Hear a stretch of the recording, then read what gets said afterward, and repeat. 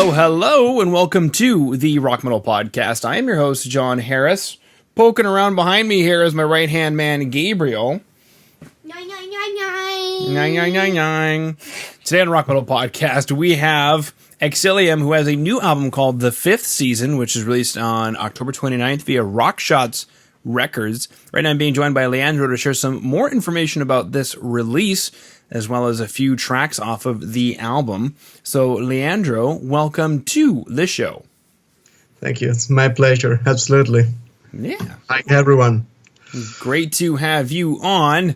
Now, my first question about this record is the album as a whole, The Fifth Season. What is this album about? Does it have a concept or does it have a theme? Actually, no. There is a main concept within the song, The Fifth Season, which is not the kind of concept of a theme idea you can usually find during a traditional folk metal song. Usually, at least European folk metal recalls to ancient past Norse mythology, Celtic legends, while the song, The Fifth Season, is more about the cries of our contemporary society. It's quite interesting to say that this song has been written just a couple of months before the pandemic, but you can also find a sort of relation with the pandemic within the song. While the rest of our pieces, they are dedicated to landscapes, North Viking mythology, Celtic legends, as I said.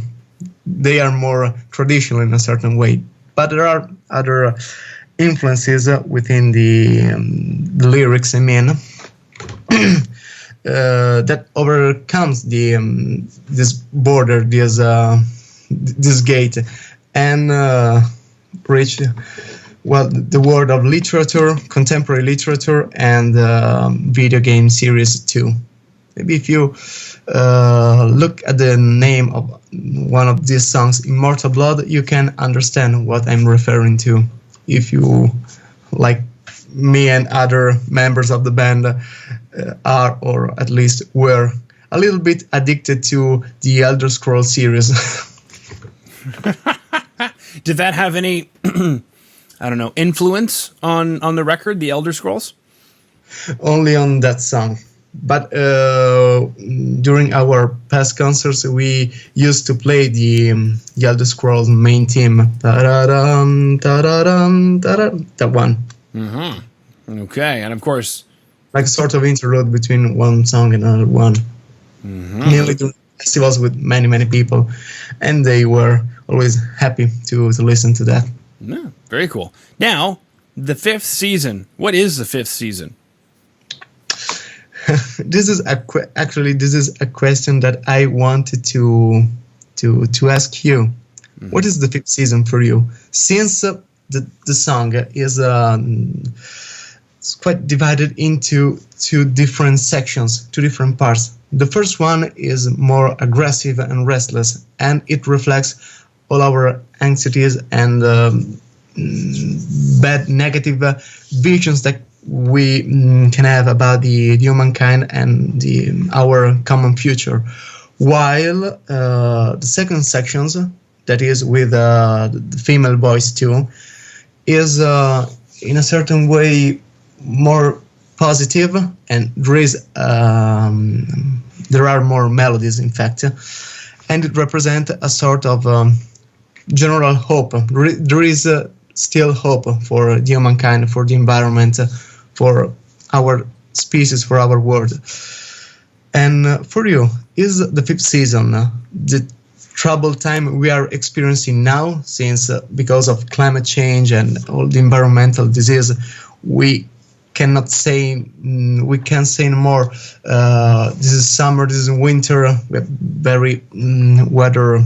We're experiences all around the world, different environmental disease like heavy rains, tornadoes, and stuff like that. Yeah, that's the first thing that. Is the fifth season this, or is it something that is going to come, something positive, a new era? Yeah, good question. When I think of areas that have 5 seasons. Some areas are thought to have 5 seasons. That 5th season is what's called Monsoon season. Yeah, you're right. But at least not here in Italy. We have our traditional 4 season for now. Yeah, for now. So anybody who lives in an area that has monsoon season, comment down below and tell us whether you like monsoon season or whether you do not like monsoon season. And for those who don't know, it's characterized typically by it's like the end of summer-ish. It's swathing humidity, just tons of rain. And depending on where you are in the world, it's either like flooding because there's so much rain, or where I was in Arizona in the desert, it would rain, but like it wouldn't flood typically. And it would just get really humid, and it would be like 55 degrees Celsius with humidity. And it was awful, Leandro. It was awful. So I would say we're in the 5th season right now because it's awful. You just talked about the monsoon. I was at the same time thinking about the El Niño phenomenon. Mm-hmm. Did you know that? Yeah. It's maybe the opposite, but at the same time something that could remain close, just like sort of example. Yeah. And again, during the past years, I had the possibility to study that and see that El Niño is becoming stronger and stronger with many diseases for all local population in South America. I believe it is the area which is majorly afflicted by it. Yeah. Wow. Cool stuff. Now, one of the other important tracks off of the album is The Bridge. Where is The Bridge taking us? Where are we coming from? Where are we going? Is it a song about the journey? It isn't. Or at least it is not about a physical journey, but is a sort of link, of connection between our world and the world of people who is not with us anymore. Okay, that got deep. Yeah, quite an abstract song. There are no references to something physical or real.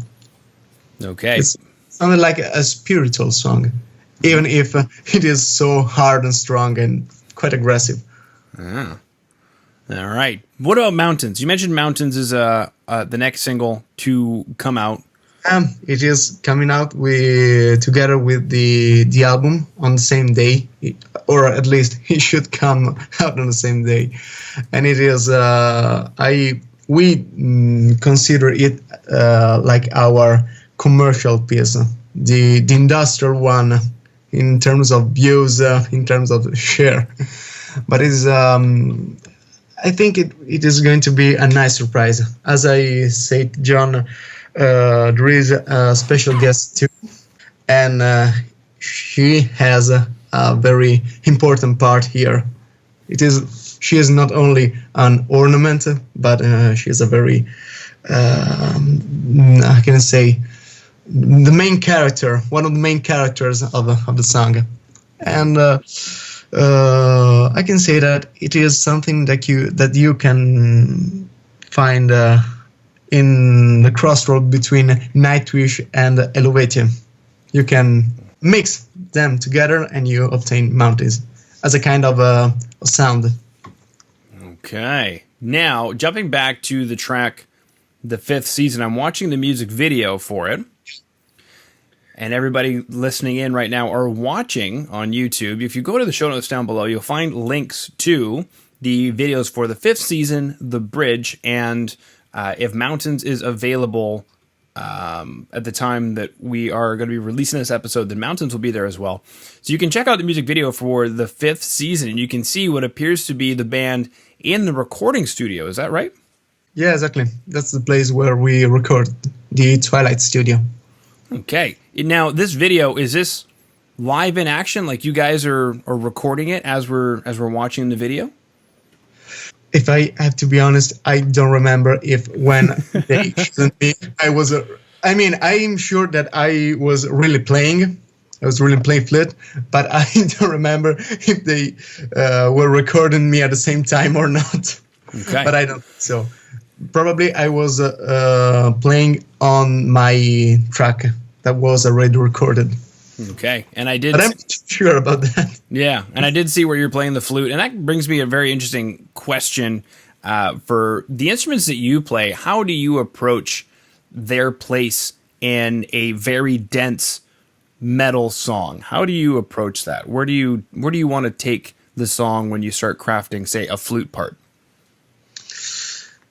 It could be a very long question, John. Actually, because if you listen to, I have to say one thing. My favorite musician is Ian Anderson. My favorite band are Jethro Tull, and this is not a secret.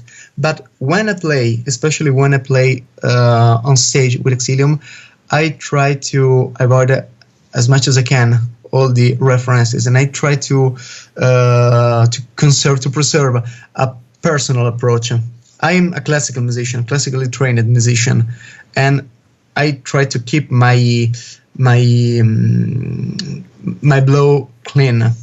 If you know Jethro Tull, the sound, the historic sound of the flute is quite dirty.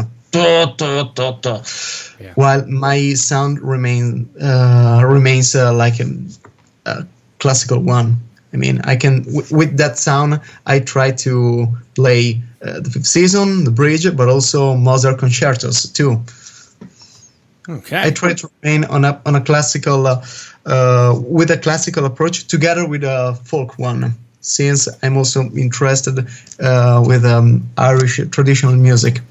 I'm not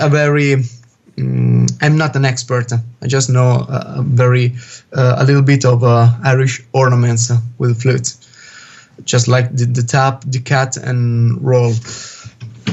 And I'm not really able to play that every time I want, but I try to insert them too. So it is a sort of a combination between classical music, folk music, applied and connected to the metal element.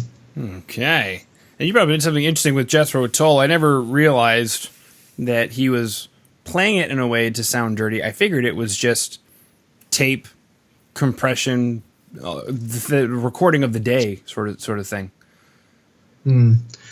Well, if we want to speak about Ian Anderson approach, I can easily say you that it comes from the throat. Oh, closing your throat, you obtain that sound. That is, or if you try to sing while you blow, you obtain that sound, that dirty sound. Dirty sound, and a dirty sound may not make the most sense in metal because their guitars are already dirty, the bass is already dirty. It's quite an unusual question, I have to say. I think that there are no separated borders. I simply think that there is no opportunity at the moment to insert that kind of sound. At the moment, for the things we do, I prefer to keep it clean. Keeping it clean with Leandro Yahoo. All right, we've chatted about Elder Scrolls Monsoon Season, the flute, the Fifth Season, the album, the Fifth Season, the song, the music video, the Fifth Season, where the band was when they were recording stuff. You can get a glimpse into a lot of their equipment and their setup, and if you were the guitar player, I'd go, man, those are some crazy looking pickups. What are those pickups? But it's okay if you don't know. You play the flute. We could talk about what kind of flute you have, I guess. I don't know. Yeah. For anybody listening in who is into folk metal or is a flute player and wants to join a metal band, I guess my question, Leandro, at a basic level, what kind of advice would you give for people in a folk metal band trying to get it to work, finding out it's not as easy as it looks? Well, for me, it is quite easy, actually, but because I came from in the classical world. The classical world is requires much more attention to details. I'm not saying that details are unnecessary here in the folk metal context. They are, but they're different. Okay. Do you guys write songs then like they are a classical song? Obviously, it's still, I know it's metal, but there's pop song structure and classical song structure. So it's not movements that are loose. It depends. Yeah, it depends. Our main writer is Fabio, our lead guitar player. And I think that the structure isn't so pop. They're not so easy from the point of view of the structure. Yeah. I'm thinking about one of our new songs within the album, Battle of Tetanal. The main phrase is repeated only one time. There are many sections that come one after the other. And maybe only Mountains can be considered like a pop song in the sense of its structure. Okay. Very cool stuff. And then there's a lyric video available for the bridge. So if you're listening in, watching on YouTube, in the show notes down below will be links to the music video for the 5th season, as well as the lyric video for the bridge and the website for the band, AEXYLIUM.it, where you can go ahead and keep in touch with everything. Is there anything that I missed, Leandro, that you wanted to chat about that I didn't bring up? I'm thinking about that. Well, I can tell you that the 5th season, the album, is we consider it a sort of more mature work in comparison to the previous one.